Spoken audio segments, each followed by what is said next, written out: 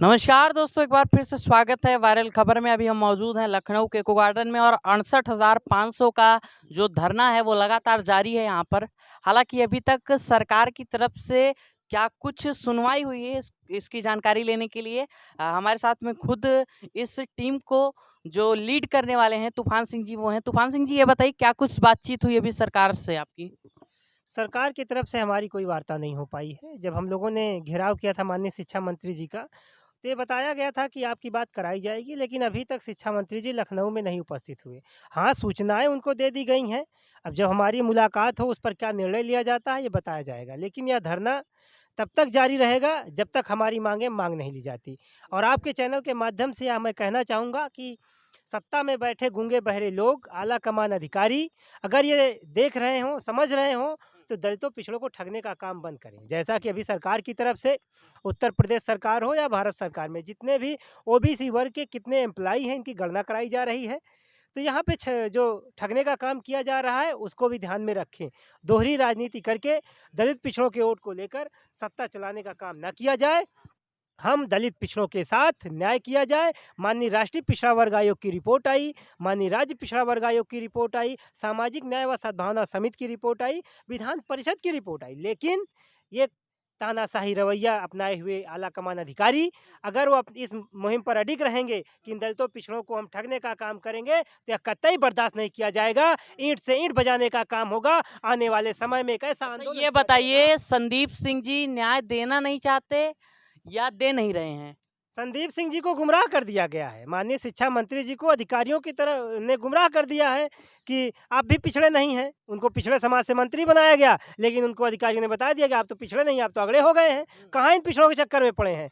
उनको सोचना होगा और ये माननीय आयोग की रिपोर्ट को लागू करें। अगर माननीय न्यायालय में चैलेंज किया जाता है यह मामला, तो बहुत ही बेहद खतरनाक होगा। इस सरकार को सोचने पर मजबूर कर दिया जाएगा। अच्छा, जहाँ तक मेरा मानना है, संदीप सिंह जी जो हैं वह एक पॉलिटिकल फैमिली से आते हैं, पूर्व मुख्यमंत्री कल्याण सिंह जी के पोते हैं। तो यही वजह है कि कभी वो आप लोगों के बीच में नहीं आए या फिर कभी आप लोगों के दर्द को जानने की नहीं कोशिश की, इस वजह से नहीं आप लोगों का काम कर पा रहे हैं संदीप सिंह जी, या आप लोगों की बातों को सुनने का काम नहीं कर रहे हैं? देखिए, संदीप सिंह जी के बारे में तो इतना कहूँगा, वो ये पूर्व मुख्यमंत्री के जो है बेटे रहे, जो उनके दादाजी कहा करते थे, अगर आरक्षण से कोई खिलवाड़ करे तो थप्पड़ मार के छीन लेना। आज वो कहानी कहाँ रह गई, हमें तो नहीं समझ में आता। अगर दलित पिछड़ों के हक की बात आएगी, तो संदीप सिंह जी को सोचना होगा या बेसिक शिक्षा विभाग हमेशा से इस बात को जानता है कि दलितों पिछड़ों के हक को अगर छीना जाएगा, तो कोई उस पे गुरेज नहीं होगी। आर-पार की लड़ाई लड़ने के लिए हम सभी साथी अब उतर आए हैं। इको गार्डन में धरने स्थल पर बैठे हैं, लगातार आंदोलन होगा, हर एक दरवाजे पर चोट पहुँचाई जाएगी, जो लोग इस बात को कहते हैं कि हम दलित पिछड़े के साथ हैं। दोस्तों, अब तक के सबसे भ्रष्ट विभागों में शिक्षा विभाग नंबर 1 पे रहा है। इसके पहले 69,000 शिक्षक भर्ती में जो आरक्षण घोटाला हुआ था, जिसको लेकर के सतीश द्विवेदी जी को हालांकि मंत्री पद से हटाया भी गया। उसके बाद से ये सुनने को नहीं मिला कि वो जो घोटाला हुआ था, उनके लोगों को अभी तक सज़ा क्यों नहीं मिल पाई है, क्यों नहीं पता कर पाई सीबीआई। हालाँकि सीबीआई इस समय बिहार में बहुत एक्टिव है, लेकिन वही सीबीआई ये नहीं पता कर पाई कि कौन लोग थे जिनकी वजह से वो घोटाला हुआ और 69,000 शिक्षक भर्ती में जो 19,000 का आरक्षण वर्ग का जो गमन किया गया है सरकार की तरफ से, वो किसने किया?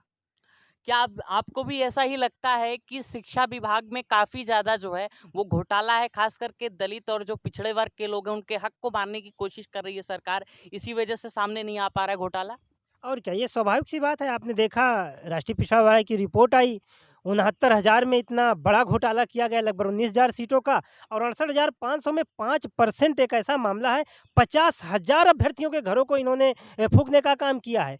अगर 5% की छूट मिलती तो लगभग 50,000 अभ्यर्थी सफल होते और आज वो विद्यालय में होते, नौनिहालों का भविष्य बना रहे होते।